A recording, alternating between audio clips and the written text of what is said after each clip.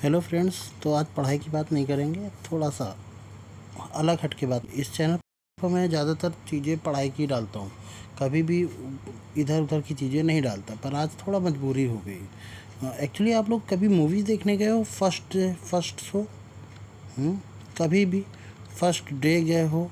आज ही रिलीज़ हो रही है और आज ही आपका, और पहले ही सुबह सुबह वाला शो हो, बिल्कुल फर्स्ट 10 बजे वाला, और आपका एक्सपीरियंस बिल्कुल बेकार घटिया हो जाए। ठीक, बहुत सारी कमियां निकल आए, 70% से भी 70% से ज़्यादा आपको दिक्कत हो जाए। तो एक चीज़ बताना, आप लोगों को क्या सजेशन दोगे कि भाई मत जाना यार, बेकार मूवी थी, अच्छा नहीं लगा, ये नहीं लगा ना वो लगा।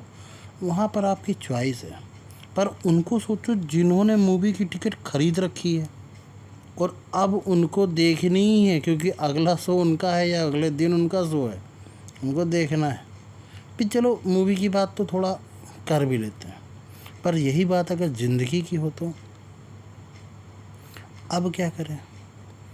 तो यही हुआ, एसएससी ने एग्ज़ाम कंडक्ट कराया और एडिक्विटी को दिया गया था। इस बार दामोदर के भैया टीसीएस पेपर करा रही थी, हम टीसीएस से अब नहीं करवाएंगे, टाटा कंसल्टेंसी सर्विस से अब क्वेश्चन पेपर नहीं कराएंगे, वो एग्ज़ाम कंडक्ट नहीं कराएगी और अब एडिक्विटी कराएगी। तो ठीक है, कोई भी कराए, हमारा एग्ज़ाम अच्छे से होना चाहिए, फेयर होना चाहिए, सब कुछ सही होना चाहिए।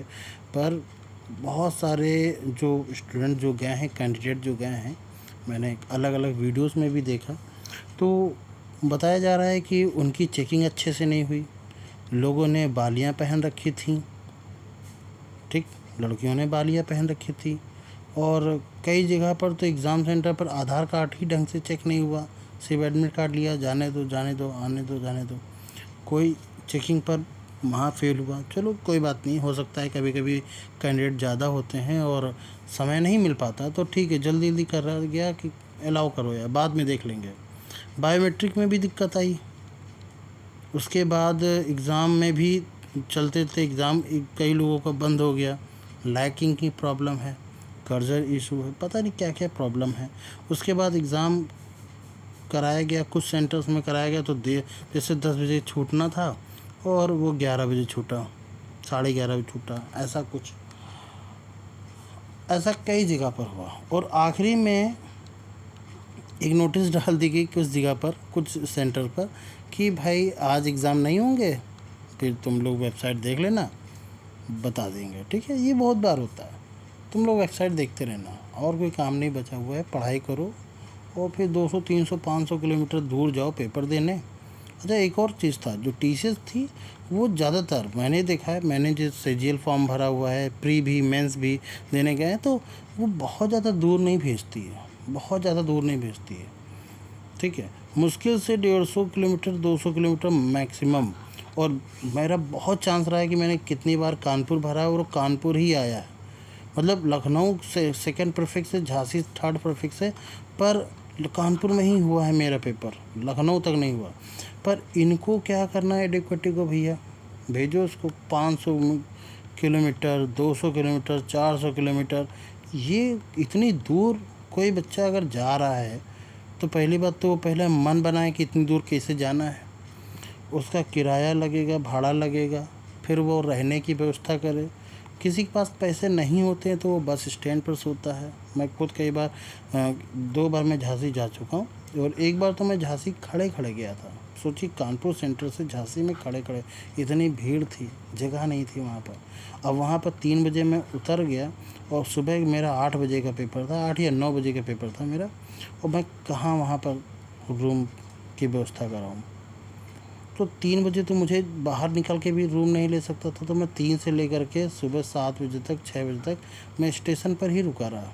तो ये सारी चीज़ें भी थी, ये मैं अपना पर्सनल एक्सपीरियंस बता रहा हूँ। ऐसे बहुत सारे होंगे, मैंने तो 3 घंटे, लोग एक एक दिन पड़े रहते हैं। दिक्कत मैं हूँ, बहुत दिक्कत में होंगे, फिर भी घर से फ़ोन आया, भैया सही पहुँच गए? हाँ बिल्कुल सही पहुँच गए। कोई तकलीफ़ तो नहीं? बिल्कुल तकलीफ़ नहीं। कैसे बता दें क्या तकलीफ़ है, कैसे बता दें? मम्मी से, पापा से, बहन से, भाई से, रिश्तेदारों से, कुछ लोगों की शादी हो गई तो वाइफ से, वो कैसे बता दे कि तकलीफ़ में हैं हम और दिक्कत तो बहुत हुई है, पसीना बहाते हुए आए हैं, बैठने की जगह नहीं मिली, खड़े खड़े आए हैं, लेटने की भी जगह नहीं, फुटपाथ पर पैर फैला के बैठे हैं क्योंकि पैर दर्द हो गए तो 2-2 3-3 घंटे से। ये कैसे बता दें? पर इतना सब सहने के बाद चलो कोई बात नहीं, पेपर तो अच्छे से करा लो भाई। तो ये चीज़ सही नहीं हो रही, अब सही नहीं हो रहा है सच में।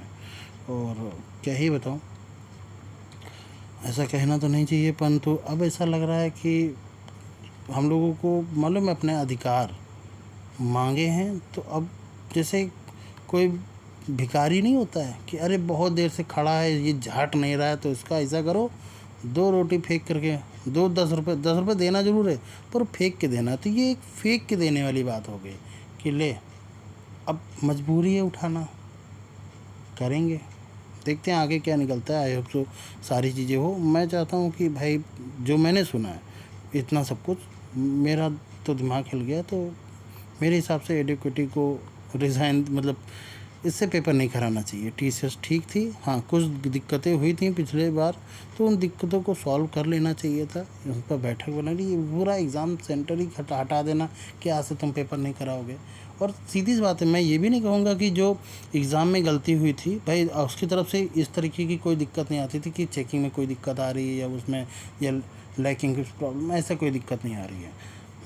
एक चीज़ बताओ, मैं एक टीचर हूँ, मैंने एक व्यक्ति से कहा कि ये मेरा पेपर है, इसको ले लेना बच्चों को और जमा कर लेना और फिर मैं शाम को आकर के इसको ले लूँगा तुमसे।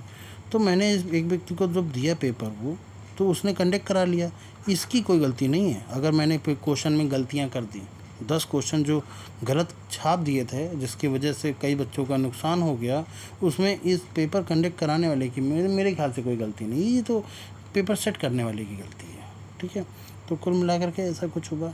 चलो देखते हैं आगे क्या होता है। आई होप सो सारी चीज़ें अच्छी हो जाएं और हम लोगों को अपना हक जो मांगते हैं, जो हमें मिलना चाहिए एक नागरिक के तौर पर, वो मिले। धन्यवाद।